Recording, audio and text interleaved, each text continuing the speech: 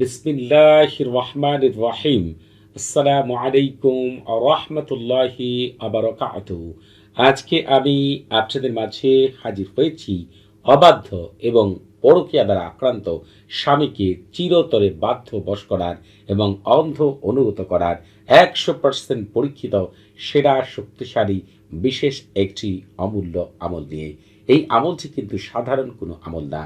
আজকে যে আমলটি আপনাদের মাঝে বর্ণনা করব, এই আমলটি আমি বাংলাদেশ সহ America, London, France, Japan, Australia, Belgium, Germany, Poland, Hungary, Romania, Bulgaria, Slovakia, Croatia সহ প্রায় 81টি দেশের অনেক বড় বড় সমস্যায় ছিল এমন মা বোনদের জন্য, প্রায় তারা সংখ্যায় 8,000-এর উপরে হবে। এই 8 বছরের মধ্যে আমি এই আমলটি দ্বারা অসংখ্য মা বোনদের জন্য আমল করেছি। তারা প্রত্যেকেই যারা স্বামী নিয়ে এই ধরনের সমস্যায় ছিলেন, আল্লাহ তাআলার রহমতে ইনশাআল্লাহ স্বামীর পরকীয়া তো বন্ধ হয়েছে, সারা জীবনের জন্য বাধ্য এবং বশ হয়েছে এবং অন্ধ অনুগত হয়েছে। আপনারা এই মা বোনদের মধ্যে অনেকেই ছিলেন যাদের স্বামী হচ্ছে একেবারেই অবাধ্য ছিল, এমনকি স্ত্রীকে দেখা মাত্রই মারধর শুরু করতো, গালিগালাজ করতো, অত্যাচার করতো, নির্যাতন করতো। এমনকি সে বলতো কোনো মতেই তোমাকে আমার ভালো লাগে না। সে দেখা গিয়েছে শারীরিক সম্পর্ক পর্যন্ত করতে পারতো না। পরবর্তীতে দেখা যায় তাদের নামগুলো সঠিকভাবে দেখে, যদিও এগুলো আমি বলতে চাই না, তাদের পরে দেখার পরে দেখেছি হয় তার শাশুড়ি অথবা তার ননদ অথবা তার যা অথবা তার কাছের কোনো শত্রু দেখা গেছে স্বামী স্ত্রীর মধ্যে বিচ্ছেদ ঘটানোর জন্য এমনভাবে জাদুকুফুরি করেছে, পিশাচ জিন, শয়তান জিন এমনভাবে চালান দিয়েছে যে তারা যেন কোনো মতেই তাদের সম্পর্কে টিকিয়ে না রাখতে পারে। তারা যেন একত্রিত হওয়া মাত্রই মারামারি লেগে যায়, ঝগড়া লেগে যায় এবং যাতে করে ঝগড়ার পরিমাণ এত পরিমাণ বৃদ্ধি পায় যাতে করে বিচ্ছেদ হয়ে যায়।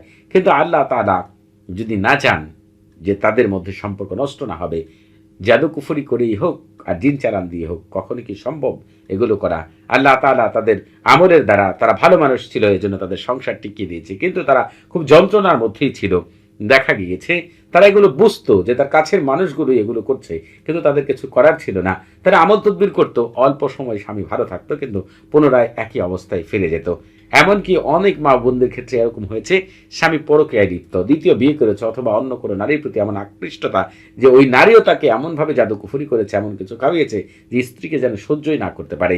ঠিক এই সকল মা বোনদের জন্য এই আমলটি যখন আমি পরিপূর্ণভাবে করেছিলাম, আল্লাহ তাআলার রহমতে প্রত্যেকের ক্ষেত্রে খুবই ভালো রেজাল্ট পেয়েছি। এই জন্য আপনাদেরকে এই চমৎকার আমলগুলো আপনাদের মাঝে কিভাবে করলে আপনারা পরিপূর্ণ রেজাল্ট পাবেন সেটাই তুলে ধরবো ইনশাআল্লাহ। আপনার স্বামী যত অবাধ্যই হোক না কেন আর যত নারীর সাথে পরকীয়া করুক না কেন আর যেভাবেই আপনাদের উপরে জাদুকুফুরি বাঞ্ছনা জিন চালান দিক না কেন, আজকের এই আমলের সামনে কোনো কিছু টিকবে না ইনশাআল্লাহ। শুধু সঠিক নিয়মে আমল করবেন, আল্লাহ তাআলার রহমতে এমন চমৎকার রেজাল্ট পাবেন যা দেখে আপনি আনন্দ আত্মহারা যাবেন। এই আমল করার পরে আপনার স্বামী পরকে একেবারে ভুলে যাবে। যদি কোনো কারণে আপনার স্বামীর সামনে আপনাকে কেউ খারাপ কথা বলে, দেখা যাবে সাথে সাথে স্বামী তার প্রতিবাদ করবে এবং তাকে একেবারে দুশ্মন মনে করবে। আর যে ব্যক্তি আপনাকে ভালো জানবে, ভালো বলবে, স্বামী তাকে মহব্বত করবে, ভালো জানবে। এক কথাই সব কিছু হবে আপনার প্রতি তার প্রেম, মহব্বত, ভালোবাসা, আকর্ষণ থেকে।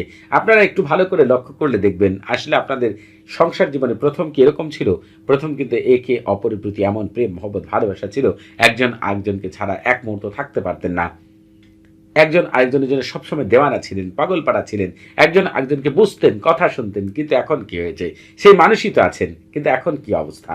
এখন এর কারণ হচ্ছে যে আপনাদের এই ভালোবাসা দেখে, আপনাদের মহব্বত দেখে ঈর্ষান্বিত হয়ে আপনার কাছের মানুষ জাদুকুফুরি করেছে, জিন চালান দিয়েছে, শয়তান চালান দিয়েছে। এই জন্য আপনার স্বামী দিন দিন বেপরা হয়ে যাচ্ছে, পরকীয়ায় লিপ্ত হচ্ছে, তার বাইরের নারীদের প্রতি আকর্ষণ। এমনকি আপনার স্বামী, আপনি সহ আপনার ছেলে মেয়ে না খেয়ে থাকলেও সেদিকে তাকায় না। স্বামী পরকীয়ায় লিপ্ত যাদের সাথে, তাদের পিছনে লক্ষ লক্ষ টাকা ব্যয় করছে। আপনি কোনো মতে আমল তদবির করে স্বামীকে ফিরাতে পারেননি।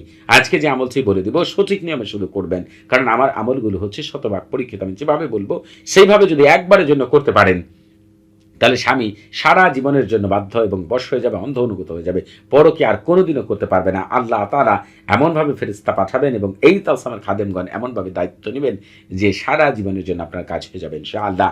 আপনারা স্বামী দূরে থাকলে কিভাবে করবেন, কাছে থাকলে কিভাবে করবেন, পুরো বিষয়টি আপনাদের মাঝে তুলে ধরবেন ইনশাআল্লাহ। শুধু শেষ পর্যন্ত আমি কি বলছি সেটা ভালো করে শোনার চেষ্টা করুন। এই আমলটি করার আগে আপনাকে যে কাজটি করতে হবে, অবশ্যই পাক পবিত্র হয়ে অজু করে কোনো নির্জন জায়গায় বসে আমল করতে হবে, অথবা নির্জন ঘরে পাক পবিত্র হয়ে অজু করে যায় নামাজে বসে কেবল মুখে মিষ্টি জাতীয় জিনিস নিয়ে আল্লাহ তাআলার উপর পূর্ণ ভরসা করে, স্বামীর কথা মনে প্রাণ চিন্তা করে। আর সবচেয়ে বড় কথা হচ্ছে এই যে আমল করবেন, এই আমলের প্রতি পূর্ণ বিশ্বাস আপনার থাকতে হবে। একেবারে অবিশ্বাস করবেন, আমলকে আপনি নষ্ট করে দিবেন নিজেই। কারণ আপনি খেয়াল করেন, এই যে তলসামের খাদেম রয়েছে, এদের কিন্তু আপনার কলবের অবস্থা মুহূর্তের মধ্যে তারা বুঝতে পারবে। আপনি মনে মনে যেটি চিন্তা করবেন সেটা কিন্তু তারা বুঝে ফেলবে। আল্লাহ তাআলা তাদের সেই ক্ষমতা দিয়েছেন। এখন আপনি ধরেন কোনো মানুষকে অবিশ্বাস করবেন, আপনি সন্দেহ করবেন, সে কি আপনার কাজ কোনোদিন ভালো করে করবে? আপনার যদি সন্দেহ হয়, সেই আমল থেকে আপনি কখনোই ভালো কিছু পাবেন না।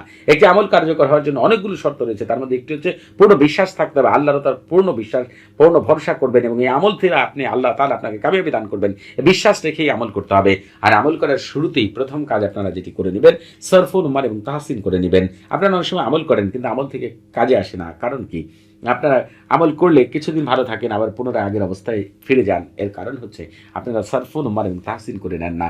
এই জন্য অনেক অদৃশ্য জগতে যেগুলো আপনারা দেখতেই পান না, তারা আপনার আমলকে নষ্ট করে দেয়। এটা বড় বড় শায়েখদের কাছ থেকে জেনে নেবেন। আর যখনই সরফুল উমার এবং তাহসিন করে নেবেন, তখন আর এটাকে কারো ক্ষমতা নেই নষ্ট করা।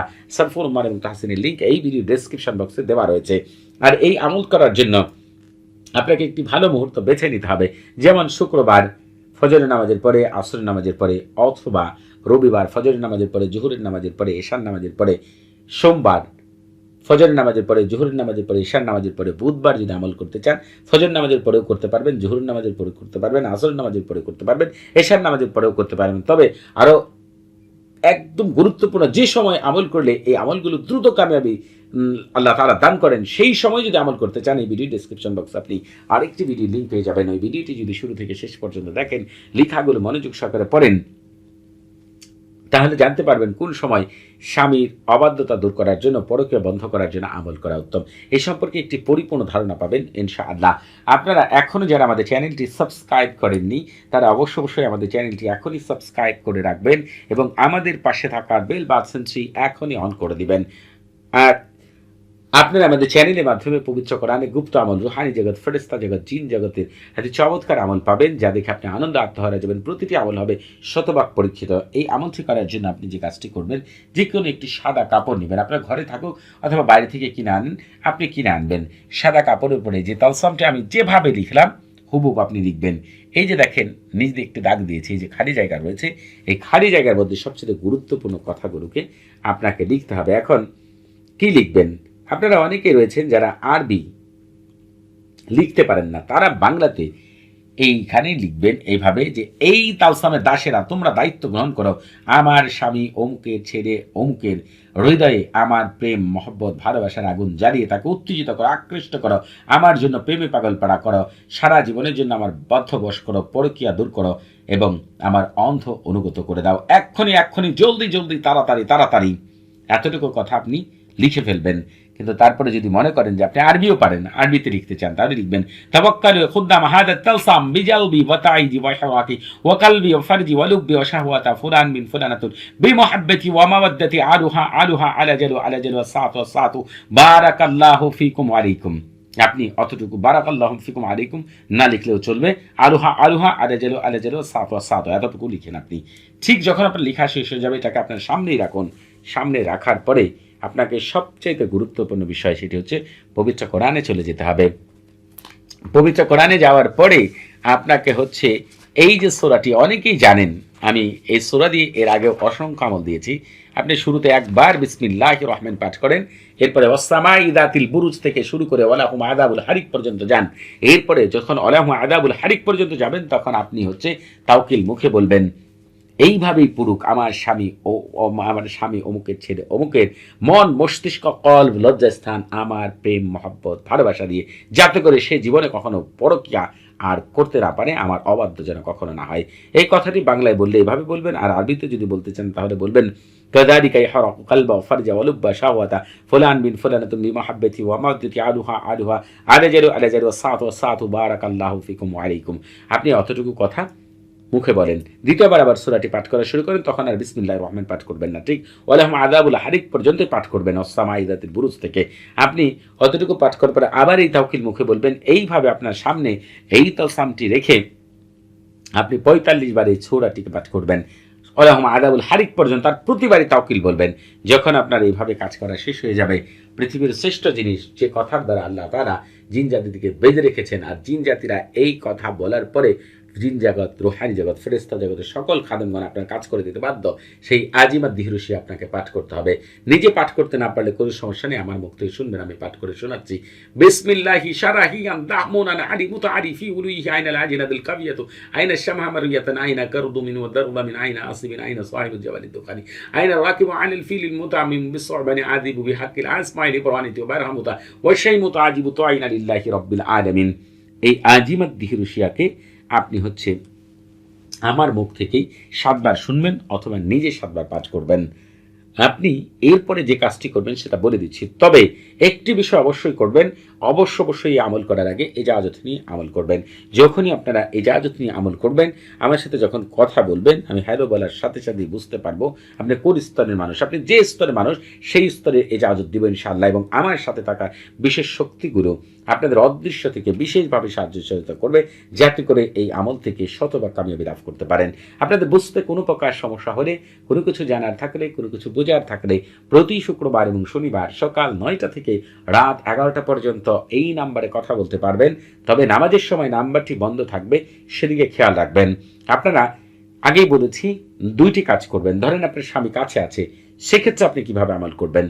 এই যে তসলামটি লিখেছেন, এই কাপড়ের মধ্যে আগে থেকে আপনার স্বামীর মাথা থেকে কয়েকটি চুল সংগ্রহ করে রাখবেন, যেভাবে পারেন আপনি সেটা দিয়ে এটাকে আগুনে পোড়াবেন। আগুনে পোড়ানোর সময়ও এই যে আজিমাত দিহরুশিয়া রয়েছে, নিজে পাঠ করবেন ৭ বার অথবা আমার মুখ থেকে শুনবেন। আপনি গ্যাসের চুলায় পোড়াতে পারেন, কয়লার চুলায় পোড়াতে পারেন, মাটির চুলায় পোড়াতে পারেন, ইলেকট্রিক চুলায় পোড়াতে পারেন। যারা দেশের বাইরে আছেন তারা তো ইলেকট্রিক চুলা ব্যবহার করেন। আর আপনারা হচ্ছে যে কাজটি করবেন, যদি স্বামী দূরে থাকে তাহলে আপনার বাম পায়ের ধুলা আপনি চুলের পরিবর্তে বাম পায়ের ধুলা দিয়ে এটাকে ঠিকমতো পোড়াবেন, যেভাবে বললাম সেভাবে। স্বামী আর এই জীবনে সে দূরে থাকুক, কাছে থাকুক, দেশের বাইরে থাকুক, আর কখনোই অবাধ্য হবে না ইনশাআল্লাহ, এবং পরকে আর জীবনে কখনো লিপ্ত হবে না। কেউ জাদুকুফুরি করে জিন চালান দিয়ে আপনাদের সম্পর্ক আর নষ্ট করতে পারবে না, সে যত বড় শক্তিশালী হোক না কেন। সবাই ভালো থাকবেন। আসসালামু আলাইকুম ওয়া রাহমাতুল্লাহি ওয়া বারাকাতুহু।